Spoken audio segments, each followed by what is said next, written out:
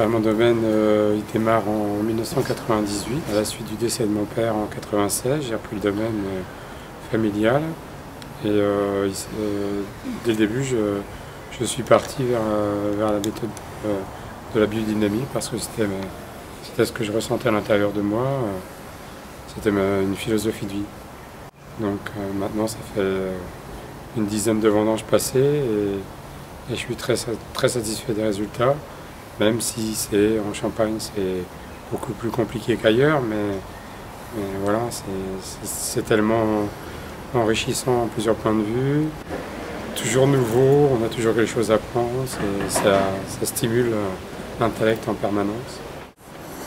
Alors c'est pas que c'était plus difficile, c'était extrêmement difficile, parce que la gestion de la pluie permanente a posé deux soucis, c'est-à-dire qu'on avait très peu de temps pour faire deux travaux.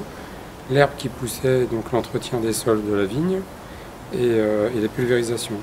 En très peu de temps finalement, parce que les périodes d'accalmie étaient très faibles.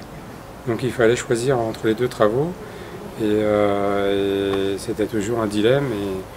Et ensuite, la pression des maladies cette année était exceptionnelle d'un point de vue mildiou et odium. Donc on avait plein de choses réunies qui faisaient que ça faisait une cocotte sous pression et très difficile à maîtriser. Donc voilà, c'est une perte de récolte.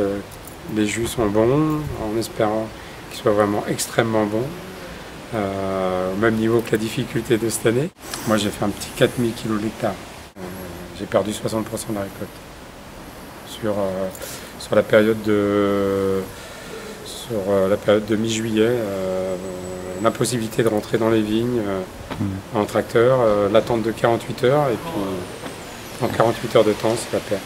Et ça, c'est les risques du métier.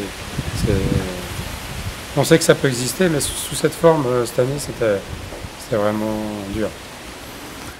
Ça ne remet pas en cause mon engagement, ça remet en cause mon organisation de travail, mon matériel de travail, donc certainement des nouveaux investissements pour vraiment, par exemple, acheter un chenillard, parce que c'est ce qui permet, c'est un matériel d'appoint qui permet, dans un moment comme ça, de pouvoir passer et puis de traiter, voilà.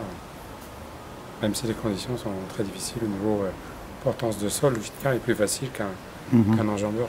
Ça va me faire réfléchir à nouveau sur la façon de mieux faire, quoi.